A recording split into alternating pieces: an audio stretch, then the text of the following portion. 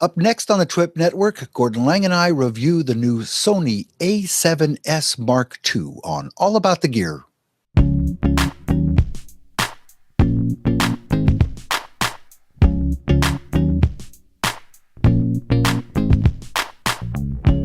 Hello once again, it's Doug Kay, and I'm here with Gordon Lang in Brighton, England.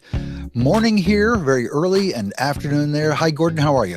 I'm very well, Doug. Good morning, good afternoon, wherever you are. Good evening. Just good day. Generally a good day to you. Yeah. And whatever you're drinking, I hope it tastes good. There's a little bit of coffee left here. I'm still working on it. I'm on my last tea of the day. I've already had enough coffee. Have you seen this, Doug? Do you like this mug? This was from Mauna Kea. Yeah. Have you been? Observatory. Have you ever visited? I have not. Fantastic place.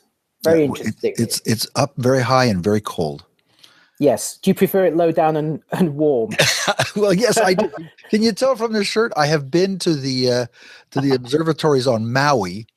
90 degrees at the water, and then you drive up to 10,000 feet, and parka, gloves, caps, and you're still cold. Welcome to my world. Yeah. Okay. Hey, Gordon, we're doing the Sony. There are so many of these Sony A7 cameras.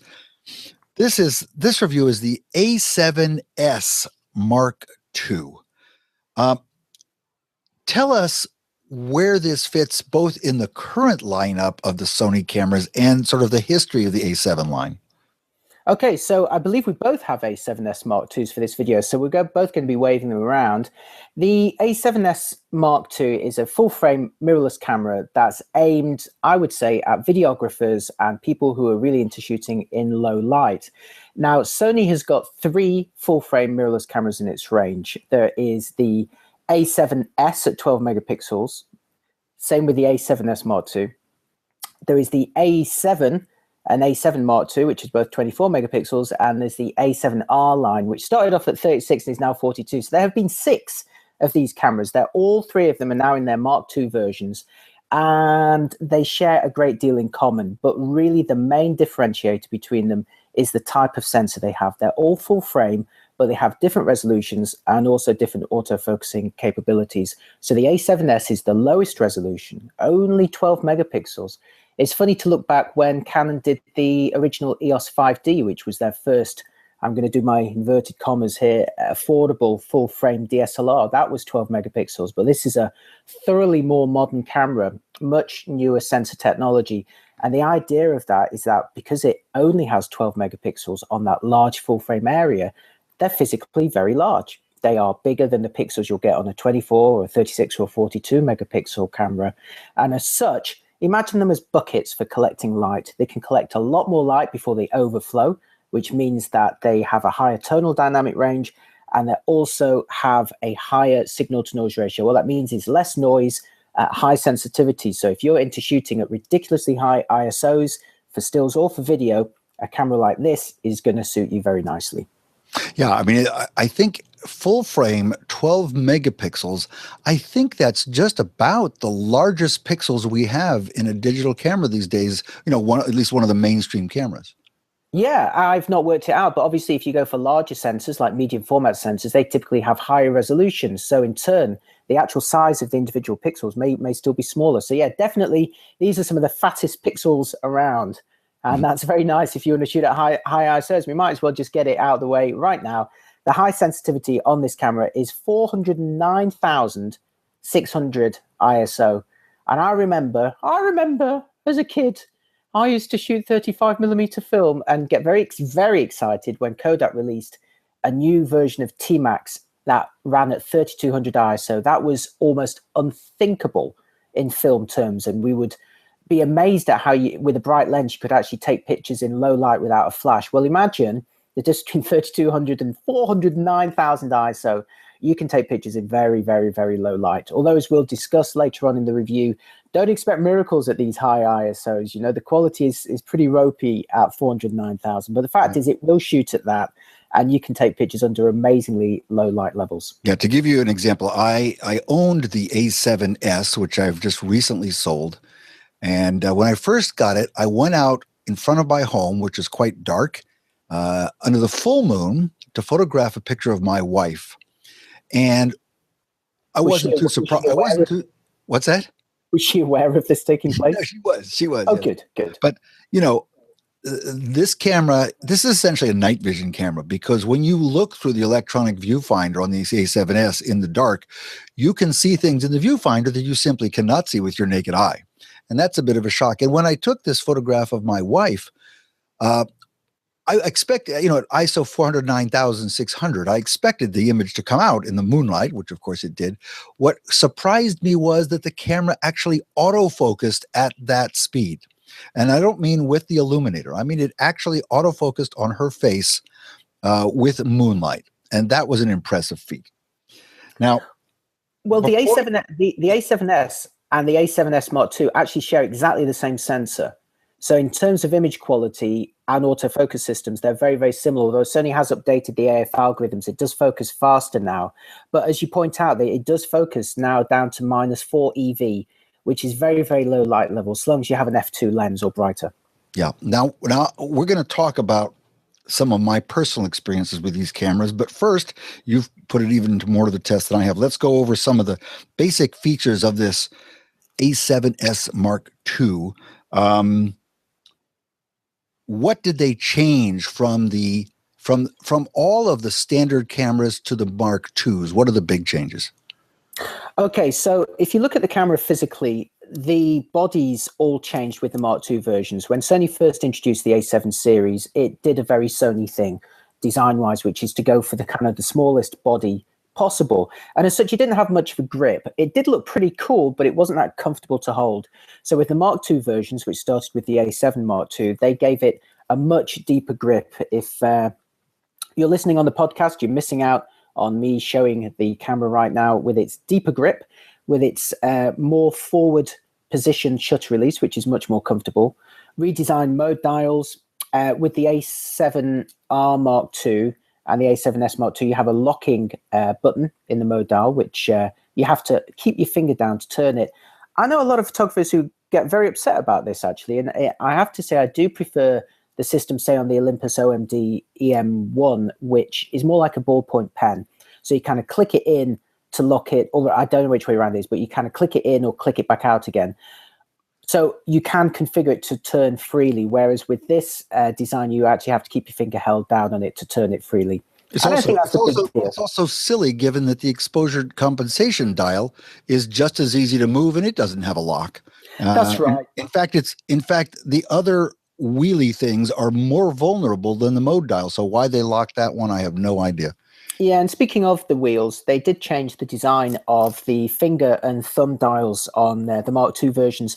For me, Sony still hasn't nailed the ergonomics on these. They're kind of, as you turn them, it's too easy to either spin for more than one click, or it's not easy enough to turn for one click. It's quite hard to describe, but for me, when I find it very hard to know exactly how many times I've clicked as I've turned this dial. Whereas on a lot of cameras, which have got very nice positive feedback, you're very aware of each click, and it's a tactile experience. And on some cameras, it feels really nice. On this, to me personally, it doesn't, and that's a little bit of a problem, especially for a camera aimed at a higher end. Speaking of which, with the Mark II models, they beefed up the actual build quality of them. They are now weatherproof to a certain degree.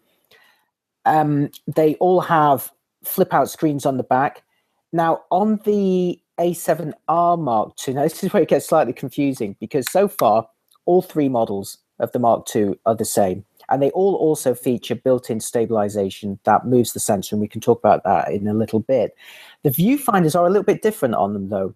The A7 Mark II was very similar to the previous versions, but with the A7R Mark II, which is the high-resolution model, they increased the magnification. So they're all OLED panels, which give a beautiful colored view, very crisp, very vibrant. They're all XGA resolutions, so that's 1024 by 768 pixels, full color pixels, but the magnification is different. So with the A7R Mark II, they increased the magnification to deliver one of the biggest electronic viewfinders outside of Leica's world, and the A7S Mark II inherits that big viewfinder as well. So it's physically most similar to the A7R Mark II. And in fact, if you have them both side by side, and I have, just about the only way you can tell the difference externally is literally the logo on the front, where it says here Alpha A7S You said it was the Mark II. Yes, you don't get to see it's the Mark II until you turn it round, and there it is on the back. So that's really the only way you can tell them apart. Same controls, same build quality, same viewfinder, same screen. Okay. So do you want to know the prices? What's that? You want to know the prices now? Yes, you have to pay. You have to buy these? Yeah, apparently. Oh my goodness. Okay. So if you wanted to buy one, how much would you spend? Okay, an A7S Mark II body, and bear in mind, we review these cameras when they're very new, so these prices have not been discounted yet. Give them a few months or a little longer, and they will go down in price, almost inevitably. Now, the list price of this is $3,000, $2,999. $2,999, that's right. Just under $3,000 for the body alone, or about 2,700 British pounds. Now, $3,000, that is $200 cheaper than the A7R Mark II. So they're in a very similar ballpark, these two bodies. The A7 Mark II, however, is considerably cheaper. That is only, I believe, about $1,700 already for the body alone. That's the Mark II version, if I've got that correct. Quite a few differences in terms of the video capabilities, though, between those cameras, which we can talk about. So they're the three Mark II models and the prices that you're looking at paying. And we should also consider the original A7S, the non-Mark II, the Mark I, if they had a Mark I, which is selling for around $2,200 now. And again, what are you losing? I guess you're losing. You said it's the same sensor, so you're losing the stabilization, going back to the old viewfinder, the old body, which, as you say, is not as weather sealed, certainly doesn't have the good grip that this one has. It's lighter though. The old A7s were lighter than this thing. This is starting to get up there in weight. The obviously the big feature difference between the A7S Mark II and the first one is the ability to record 4K video in camera. This was something the A7S Mark I could record 4K, but it would only squirt it out of its HDMI port, and you had to record it with an external recorder. Now, with the A7R Mark II and the A7S Mark II, you can record 4K internally, so that makes it a much more portable unit. You can, of course, still connect it to an external recorder if you want to record uncompressed video or very low compression video, or simply because you prefer using an external recorder. But the fact is, you can just take this camera out as it stands without any other accessories and record 4K video with it, up to 30p, and it'll also do 1080 up to, I think, 120p. Okay, so I know from reading your review at cameralabs.com, where I hope everybody will go and read the review, that one of the features of the A7S Mark II that you find most compelling is 4K video. And that's one of the reasons that you think that might be a good fit for someone. Talk to me about a little bit more about the 4K video. Because I think does the A7R Mark II also do 4K video? It does, and it will do it internally, but they do it in different ways. Now, they both have full frame sensors, but you've got to look at the resolution of those sensors, the way that they've divided it up into individual pixels. Now, the A7R Mark II is designed primarily to shoot very high-resolution stills. It does a great job with video, but it's designed primarily for high-res stills. And as such, when you're trying to create a frame of video from it, you've got to do something with those pixels. You've got to wrangle them in some way because there's too many of them. So what you generally do is take a mild crop, and then scale it to the video resolution. Now, the A7R Mark II offers two ways of doing this. It can either capture the full frame, so there's no reduction in coverage with your lenses, but then it has to scale that all the way down to 4K or to 1080. Or you can choose an APS-C version, which takes an APS-C size crop, which in the movie world is known as Super 35. And because that still has too many pixels in it, for even 4K video, it still has to scale it down. However, it does so in a way that gives slightly crisper results. So with the A7R Mark II, when you're filming 4K, you could either have the full coverage, which had a few slightly softer artifacts to it, or you could film in the cropped mode, which means that all your lenses appear to be more magnified by 1.5 times, but it gave crisper output. Now, with the A7S, the thing that makes the A7S really unique, that 12 megapixel resolution was chosen because the horizontal dimension is virtually the same as 4K video is already. So you don't actually need to scale this video. The output from the sensor, it is already at the correct resolution for 4K UHD, which is fantastic because that means that not only do you get these nice fat pixels that are really sensitive to light, but there are very few, if any, scaling artifacts involved. And this in turn gives the A7S Mark 1 and Mark 2 very, very clean output, very, very clean output at high sensitivities as well. So it's a dream if you're into filming video. This is the if you're really into video and you're really into 4K, this really is the camera that you want, because there is no scaling. The pixels are big, as I said, and the addition that you get over the Mark 1 is obviously that built-in stabilization that makes it even better to use handheld, the bigger viewfinder, the better grip. But this is why this product is good for video for 4K is the fact that you don't need to scale that output down. There's no pixel binning. It's very, very clean. Okay, so I want to mention to everyone that we are recording this review before Gordon has had a chance to do thorough video tests. So again, by the time this is live and you hear this, Gordon hopefully will have his tests done online. But Gordon, let me ask you, if someone is interested in 4K video, from what you know so far, how would you compare this to some of the Panasonic cameras, which also do quite well with 4K? Well, Panasonic has done a fantastic job at making 4K not just a feature on its top end, say GH4, but on pretty much every new camera that it releases. So you can now get it down to products including the Lumix G7, which is maybe about $700. That's a mid-range mirrorless camera. That's absolutely fantastic value. It's on the LX100, which is a small compact. Sony's also following that as well. Obviously, we've seen the RX100 Mark IV, which has 4K video. That's the smallest camera which does. Mm-hmm. So really what you're looking at with the GH4, again, they do a non-scaled output for the 4K video. They take a crop directly from the sensor. Now, because it starts off with 16 megapixels, that means there's a slight reduction in the field of view. Because the Sony starts with 12 megapixels, there's less or even no crop. Okay, so the Panasonic, the GH4, it does have a slight crop, but both of them are doing 1-to-1 pixels. There's no scaling, so it's very, very clean. The disadvantage of the GH4 compared to the Sony a7S is the size of the sensor. It's micro four thirds. It's a quarter of the surface area. If you're shooting at very low ISOs, you won't notice much difference. As soon as you start shooting at higher ISOs, very high ISOs, you will notice a difference. And if you really want to pull detail out of highlights, you'll also appreciate the higher tonal dynamic range of the Sony. But equally, the Sony costs twice as much, maybe a little more than twice as much as a GH4. And it's, well, I don't know, actually size-wise, they're roughly similar. So it's an interesting comparison to make. The Panasonic doesn't have built-in stabilization, so you're relying on the lenses having that. But I still really like the GH4, and I love the micro four thirds system, and it's got some fantastic lenses that deliver great quality while being small and light. The Sony system, because it's full frame, it requires, generally speaking, heavier, larger and more expensive lenses if you want that fantastic performance corner to corner. So it really boils down to what the light levels you're going to be shooting are in. You know, if you're going to be shooting at very, you know, it's seamless, isn't it? If you're going to be shooting in ridiculously high ISOs, the Sony's going to have the advantage. But if you're shooting mostly daylight or, you know, I'd say under 800 ISO, then the GH4 is going to serve you really well. It's still a fantastic camera. Yeah. Now, one of the other things that's come out with these Mark II versions of the A7s, there's been this controversy about uncompressed RAW. Sony initially has had only a compressed version of the RAW files, and all of the forums and discussions are outraged. How can Sony not do that? How can they take themselves seriously if they don't release a truly uncompressed RAW file, which now they've done with this camera.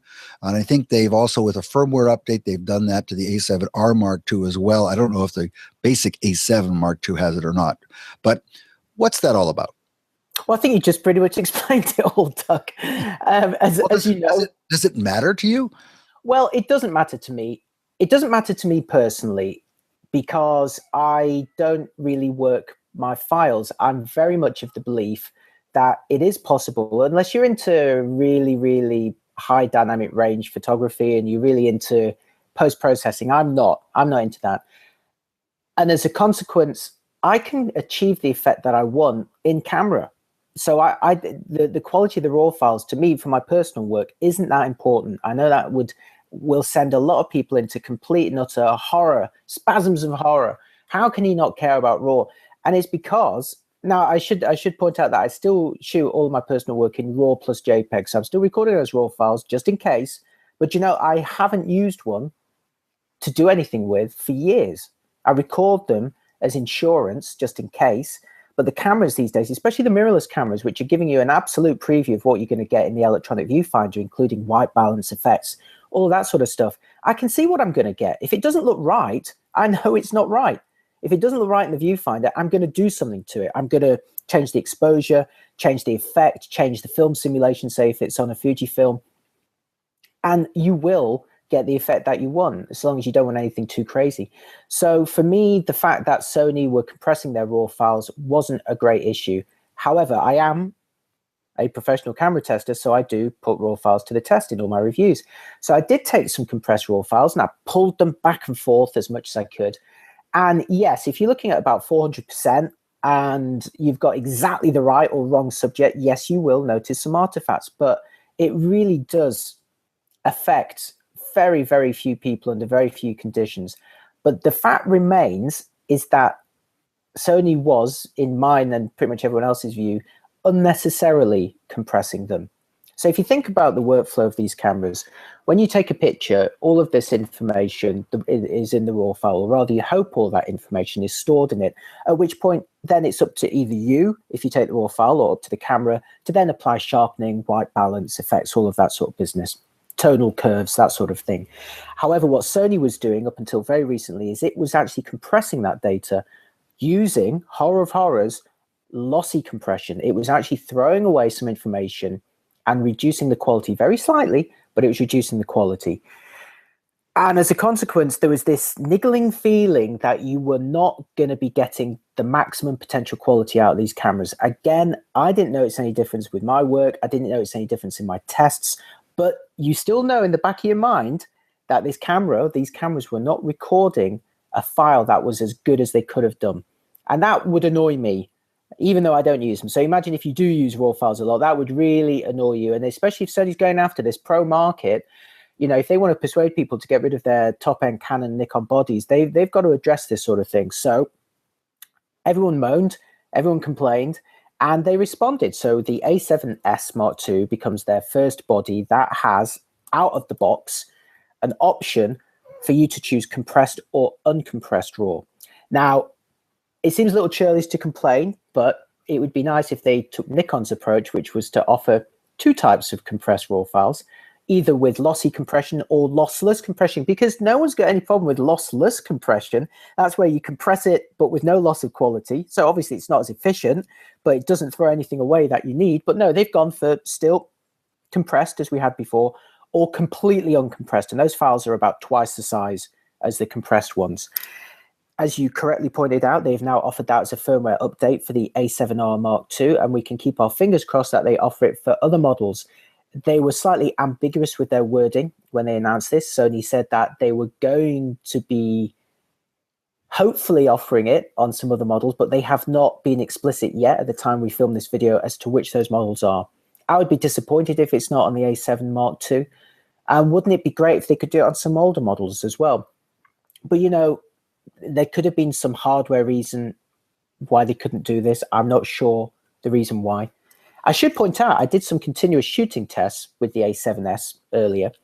And when you're shooting with the compressed mode, the compressed RAW, you do, unsurprisingly, get more shots per in the buffer, because obviously the buffer goes further when the images are smaller file size.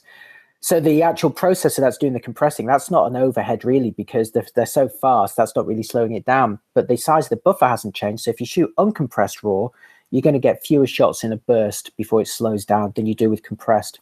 So that's a slight consideration, but at least you have the choice now. So yeah, that's well, nice. you beat me to my question, because that's what I was going to get to. I was going to say, I'd love it if you would test to see the trade-off between the processor overhead in compressing the files versus writing them to the card. Clearly, the processing overhead is not significant. I can tell you I can give you the exact figures. When I was shooting, now this of course depends on the cameras. Don't wait until the buffer runs out before they start recording. They're recording as you're shooting. So these figures do depend on the memory card that you use. But this was with a fast UHS, I think class 3 card, pretty quick. But basically with compressed RAW, I managed to do 34 frames before it slowed down. And with uncompressed, I did 22 frames Oh, very good. Okay. And it's That's slowed very down a good bit more information. now with the compressed. It slowed down to 2 frames per second after that, and with the uncompressed, it slowed down to 1.5 frames per second after that.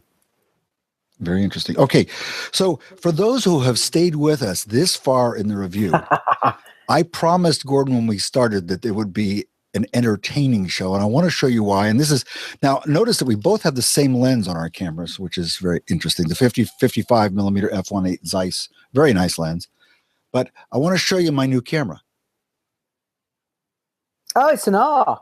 It is an R, not an S, and let me tell you why. And then we're going to discuss it. I bought the S the day it came out. It was shipped to me by B&H. I spoke to you about it briefly, and I immediately packaged it back up and returned it for the R. And I took about 2 shots with the S before I packed it up. I have since done some shooting with the R. So my comparison is the R Mark II and the original S, okay? Let me tell you why I did it. First, it was Gordon Lang's comment that he thought that the only reason to get the S Mark II is if you care about 4K video, and I don't, because I never shoot video. The other was I finally said, okay, I'll have a camera that has 42 megapixels. I'm just going to live with it because every once in a while, maybe you want something like that. So that was part of it. However, I got to say, I am not impressed with the autofocus on this R particularly. Now, let me tell you how I've been using it. I've been shooting in fairly low light, not so low light that I needed the 409,600 ISO that you get with the S, but still somewhat light. I had to shoot, I had to put on an f1.8 lens, and I had to shoot at a fairly slow shutter speed. And I had to crank the ISO up to 3200 or 6400. 6400 is about as high as I feel I can go with this thing. But even though the R has some phase detection on the sensor and the S does not, I was not impressed with the autofocus speed in single shot shooting. So talk to me what your experience is with these two cameras in terms of autofocus. Well, the interesting thing is, as you quite rightly point out, with the A7R Mark II, Sony embedded an array of phase detect AF points. Phase detect has the advantage of knowing which direction to focus in and when to stop, whereas contrast-based focus actually has to guess. It goes one way and begins to know straight away whether it's going the right way or the wrong way. If it's gone the wrong way, it turns around as fast as it can. And then it heads towards the point of focus, and it has to overshoot it. And then it goes, "Whoa, wait a minute, it's gone fuzzy again. I'm going to go back." And it slowly, like a kind of curve that gradually dampens out. It gradually finds the point of perfect focus. Now, when you shoot with the A7R Mark II, when you shoot with a phase detect system, you shouldn't see too much of the searching back and forth. But with the A7R Mark II in single AF, you do see a little search at the end. And that is because I believe what they do is they use the phase detect to get most of the way there as quick as possible. And then it uses contrast base just to nail it at the end. Now, if you put it onto AFC for continuous autofocus, it will be phase detect only within the phase detect area, which is approximately APS-C in size. And then you'll see that it's a lot less hesitant. You may find it's actually preferable, but then that's not much use in a stationary environment. It also depends very much on the lenses that you use. There are a lot of variables. It's still not the fastest focusing camera around, but it's a lot better than the Mark I versions, I think. And when I was shooting with the A7R Mark II next to the A7S Mark II, which is contrast-based only, the R was faster and more confident, particularly for continuous autofocus. But again, these cameras are not action cameras. There are faster cameras out there if that's important to you. What was important to me when I used them was that they were fast enough, or even better than they needed to be to get the kind of shots that I wanted. But then I'm not shooting many sports with these cameras. That's the big difference. Yeah, and you're shooting a lot of spontaneous kind of street stuff. I mean, did you find it wasn't adequate for that? Yeah, actually what I did, I was essentially shooting sports. I was shooting a dance performance. And dance performances have theatrical light, but it's just horrible light from a photographic point of view because it's It's all side light, top light, and so forth. There's very little front light in the dance that I was shooting. But again, I don't want to confuse people. What I shot with was the A7R Mark II. I was disappointed in the autofocus on the R, and I have a theory that in low light, it's shifting more towards the use of contrast autofocus, and that again, low light autofocus is one area where that A7S may well exceed the R. I did not have the opportunity to use them side by side, so I can't really tell you. It's just an impression I had. I'm happy with the R. I hope I didn't make the wrong choice based on what I do, because I did love the low light capabilities of the original A7S. I sort of wish I hadn't sold it, because used it was fairly cheap. But it's just an interesting trade-off. I think, there are two decisions that people have to make if they're interested in these cameras. One is, do I go with the Sony A7 Mark II line versus some other camera like a Canon, Nikon, Fuji, Panasonic, Olympus? Or if I decide to go in the Sony line, do I go with the R or the S? And if I have one of the original Mark I's, do I upgrade? And so I think those are the decisions we're trying to help people make. I am in the middle of that because this is one of my favorite cameras, and I did upgrade from the original S to the R Mark II. I previously owned an R and got rid of that because 36 megapixels were too many. Now I've got a 42 megapixel camera. I'm going crazy. Yeah, well, I think one of the images that may have swayed you, what I have done when I compared the A7S Mark II to the A7R Mark II, I started off with a resolution test. And I was fortunate to be in New York, which of course has one of the most amazing skylines in the world. Very, very detailed. Shot 2 daylight pictures side by side. You see, comparing 12 versus 42 megapixels. Now, in a lot of comparisons these days, the cameras are closer than you think, especially in the 16 to 24 range. But when you're comparing 12 against 42, there is absolutely no contest. The A7R Mark II is capturing a terrific amount of detail, and people have a go at pixel peeping, but when you've got a file with that much information in it, it's just so much fun to keep zooming in closer and closer and just seeing this insane amount of detail on rooftops and streets and signs and stuff that just wasn't being resolved on the A7S. So if resolution is important, no brainer. The big question is what happens in lower light. So then I did a low light test throughout the entire ISO range of both cameras. The A7R Mark II stops at about 100,000. The A7S Mark II stops about 400,000. But otherwise, they've got all those settings to compare. Now, with the fatter pixels on the A7S, I expected it to take a lead in noise levels quite early on. So what you see at 100 ISO, again, same as daylight shots. The A7R Mark II is going to be capturing more detail. But as the ISO increases, it's going to suffer from noise sooner, and the noise reduction is going to start smearing out that detail advantage. And at a certain point, they're going to be at roughly the same playing field. I thought that would be at about 800, 1600 ISO. But in fact, it was a lot closer to, say, 6400 ISO, where that crossover point was. Beyond there, the noise reduction and the amount of noise artifacts on the A7R Mark II meant that it was basically recording and showing less detail than the A7S. So at that point on, even though the A7S only has 12 megapixels, it had more detail recorded in those files, but that was at 6400. Now, one of the other interesting things you can do is the A7R Mark II, of course, starts with 42 megapixels. What happens if you downsample that to 12? So they're now on a level playing field. Now, there's two ways you could do this. You could actually do it in camera. You could go for a low resolution, but I'm not quite sure how Sony pixel bins. So what I did is I downsampled them in Photoshop to 12 megapixels and then compared them. This time, those noise artifacts on the A7R Mark II become a lot harder to spot until much further through the ISO range. In fact, for me, the crossover point then was more like 25,000, 50,000 ISO. And I was quite surprised by that. I was thinking that the A7S Mark II would be decisively better at high ISOs at a much lower sensitivity. But in fact, you had to push it to what I would describe as very high sensitivities before you really notice the difference. So in terms of still shooting, really, if you're going to be shooting at 6400 ISO or less, or if you're willing to downsample the A7R files, then you really want to be shooting, say, below 25,000. If you're going to be shooting below that mark, the A7R Mark II is going to be the superior camera for stills, I would say, in almost every respect. Now, you pointed out something interesting with the autofocus there, Doug.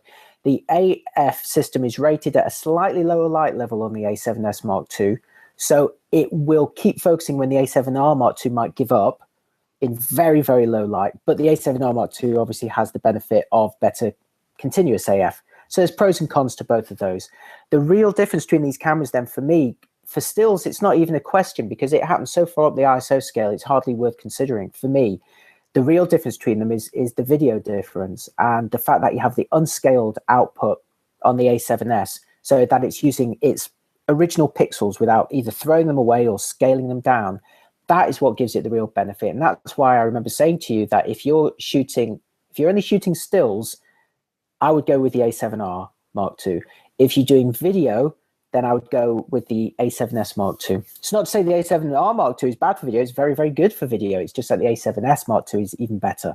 So from your experience, for people who want to actually try and get the best high ISO performance out of the R, which of course isn't the subject of today's review, if you were to scale the image exactly 2:1 in both the X and the Y dimensions, you'd end up with roughly an 11.5 megapixel image, which you say is close enough to 12. But if you scale it to exactly 2:1, do you think software like Photoshop and Lightroom are smart enough to optimize it and say, essentially, here are, for every 4 pixels, I'm going to generate 1 pixel? In your experience, does that binning or whatever you call it make a difference?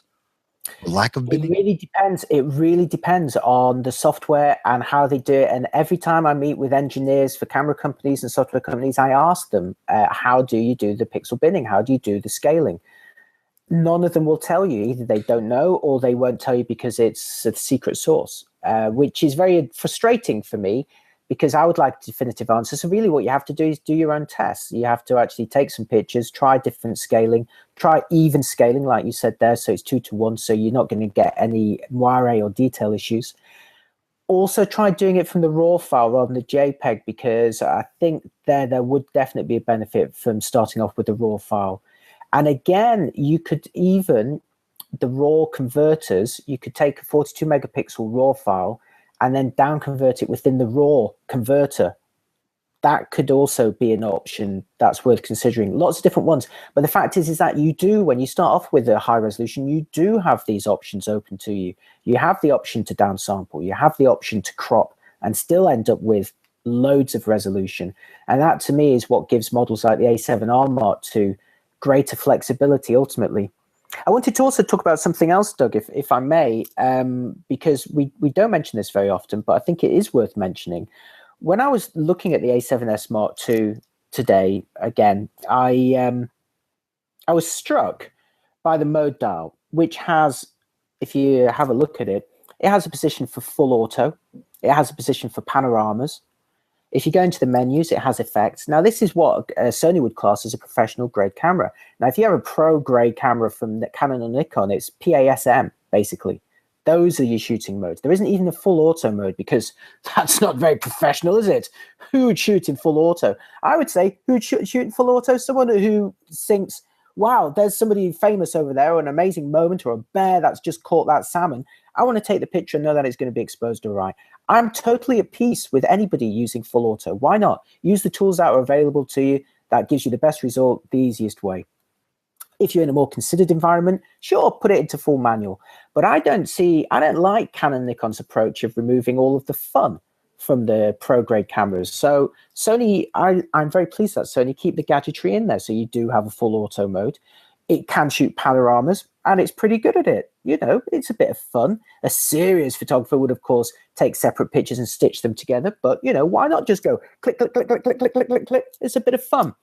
You do have all the effects. Yes, a professional wouldn't apply a miniature tilt shift effect. They would buy a tilt shift lens and do it optically. Or you could apply the effect. It's fun. It does have these effects. You don't have to use them. I don't think it makes you any less of a professional, or anyone will take you less seriously because your camera has got these options. So I'm really pleased that Sony leave them in.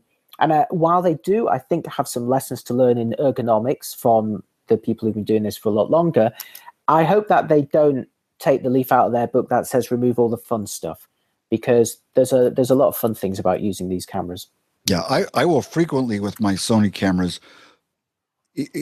carry them around in auto mode because I don't know what to expect. And then I can dial it into manual. I shoot in manual with auto ISO most of the time. So I select my aperture, I select my shutter speed, I'll let the camera select the ISO to get the exposure right. But you're absolutely right. Sometimes auto mode is what it takes. And when you just want to go around and take fun pictures, that's what you do. I agree with you completely. And, it's the end of 2015. We should be deploying all of the technology we can. Otherwise, what's the point in buying a brand new camera? If you want to shoot in full manual and not even use auto ISO or anything like that, then get an older camera, Obviously, yes, I know you get the new sensor tech, blah, blah, blah. But I think there's a lot of value in relearning how to shoot and how to be a photographer, because if you don't, you're going to miss out on a lot of the benefits on modern cameras. Speaking of which, Wi-Fi plus NFC, which is, a standard feature on the Sony camera, the downloadable apps, which are really fun, although I am going to repeat a bugbear that I have with all Sony cameras, which is that they do have the capability of offering full manual exposure control via a smartphone over Wi-Fi, but only if you update the actual smart remote app within the camera itself. I'm not talking about the app that runs on the phone. I'm talking about the app that runs in the camera. You have got to connect this camera and all Sony cameras to the internet and download an updated version of that. Oh, before you can do that, you have to sign up for their Play Memories service, log in, type in the password and everything using the camera or doing it via a laptop and copying it all over. Why, oh, why can they not ship these cameras with the latest version of Smart Remote or a more current version of Smart Remote? We had this conversation 2 years ago in San Francisco with the A6000. We did, yes. And it's the same now. Even today, I was just trying out the RX 100 Mark IV today, early before we did this video. And I was grabbing some screenshots with my phone, and I was like, wait a minute, why is it's fully automatic? Oh, they've not updated the app. I've got to go home, connect it to the internet, copy across all my details for Play Memories, and then update it. That's a real bugbear for me. And the other thing that they do with their apps, it's brilliant to be able to download apps to expand the functionality of these cameras. No one else offers that. But they do it in such a weird way, because a lot of these apps have their own menu system, including settings for the quality. So as I mentioned earlier, I like to shoot in RAW plus JPEG. So the first thing I do when I get hold of any camera is I set the quality to RAW plus JPEG, so I know that that's what I'm going to get. Now let's imagine a scenario where you fire up an app and you start taking pictures, assuming, as you would, that it's going to inherit that RAW plus JPEG setting. Well, it doesn't. It's got a different quality setting on most of those apps, and it may only be set to JPEG. It may only be set to medium instead of large. Why? At what point did somebody who designed that software think that that was the best way to go about doing things? Yeah, I mean, don't get me started on the downloadable apps. I like the concept, but between the process of downloading apps, dealing with the Sony Play Memories website, the credit cards, the passwords, it's almost as bad as using iTunes. It's really... Don't stop me on that. And iTunes is pretty bad. All right, Gordon, we're going to wrap this up. We've done a lot. We've really gotten off in the weeds on this, but I really enjoyed it. I think that we've probably lost some of the non-Sony fans by this point, but that's okay. I think that the people who are really intrigued with the Sony a7 cameras probably stayed with us, and hopefully they learned a lot. It sounds like your camera there, the a7S Mark II, is really one of the cameras now for 4K video. This A7R Mark II may be, as some people are saying, camera of the year for many reviewers for more general purpose and high-res needs, huh? I would completely agree with that. And again, while the A7S Mark II is preferable for 4K video, there's nothing that wrong with the 4K video output on the A7R Mark II. It really does everything, that camera. It's just the A7S Mark II does the 4K video better.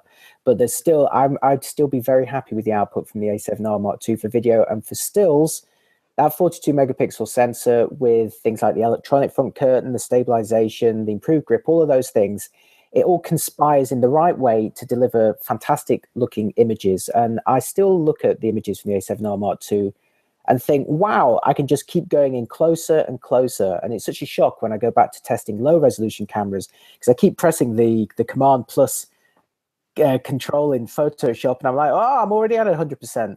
But with the A7R Mark II, you're like, oh, I can keep going, keep going. And I hope that you find that as addictive as I did, Doug, because you now bought that camera on my recommendation. Yeah, the A7S and S Mark II, I have a 5K Retina iMac, and a 12 megapixel image. When you zoom 1:1 in Lightroom, well, you're already there. You've already looking at the thing 1:1 on this big, gorgeous monitor. But with the A7R Mark II, you go 1:1, and it really zooms in there. It's marvelous. And yes, I want everyone to go to cameralabs.com, read Gordon's in-depth review, and take a look at the comparison that he described earlier, some shots in New York City comparing the A7S Mark II and the A7R Mark II. It's probably the thing that sold me, because you look down the street, I don't know, a good half mile away, and the A7S Mark II image looks perfectly good, but the A7R Mark II image, now suddenly you're reading street signs that were just a blur with the other camera. So it's incredibly impressive. And by the way, if you're interested in buying any of the cameras that we review here on All About the Gear, please also go to cameralabs.com and click on the Buy Now buttons from B&H, Adorama, and Amazon, and it'll help us pay the bills. So, Doug, have you updated your A7R Mark II? Do you have uncompressed RAW? I immediately upgraded. I don't know if I had the right. I upgraded the firmware in the body. I upgraded the firmware in each lens. By the way, that is critical, because Sony just came out with upgrades in October for all their lenses and for the bodies, I believe. And yes, I did upgrade the remote app, and I have failed to download the time-lapse app because of the number of problems I had having to do with changing my credit card on the website, and the camera not recognizing it, and the fact that I use a long cryptic password, and typing that into this camera is one of the most painful experiences of my entire life. Because it should have a touch screen. Sony touch screens. It's not like that. It's not like we're moving away from a touch screen environment. You know, everyone's got it on their phones, their tablets. There is definitely benefits to having it on the camera. Yeah. But did you download the uncompressed RAW update? Well, that's in the camera, right? Yeah, that's not in the A7. That's not in the A7R Mark II as it ships. I think you need to update it. No, but that's in the standard firmware update. Okay, so you've done that. Yeah, and that is.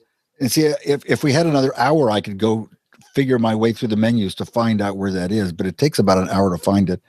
It's on the first page. I am on, here we go. I am on version 2 of the camera firmware and version 2 on the lens firmware. So on the first menu, if you switch to my camera, you will see a compressed and uncompressed option there. That's on the first page of the A7S Mark II. So that's on just underneath the option where you can choose RAW or JPEG. And hopefully that should be on yours. This must be fascinating to viewers and listeners alike. There's mine. I've got it. Mine. Okay. For some reason, I'm locked onto your camera there. Okay. Yes, there we are. So yes, I did that. And again, one of the things that's very important, and a lot of my friends with Sony cameras didn't catch this, that you must upgrade your lens firmware, which you do through the camera body, because all of these autofocus advances, you do not get the benefit of them unless you have updated lens firmware as well. And that's a very important thing to learn. All right, Gordon, hey, thank you very much. Long review, really good one. I think we covered a lot of stuff, and these are marvelous cameras. So I'm really looking forward to reading the full review too. I'm looking forward to writing it. The thing I really like about Sony's lineup at the moment, some people say, oh, why do they keep releasing so many cameras? I like that they have different versions of each one, because there's lots of people who do want a full frame mirrorless camera. Well, rather than putting all their eggs in one basket, Sony offers 3 different versions and 3 older versions of that as well. So if they don't have one that you want, then either you've got very specific requirements, or just hang around, because they'll probably have one that you will want quite soon. Yeah, very good. Well, Gordon, thanks again. And we will see you all next time on another episode of All About the Gear.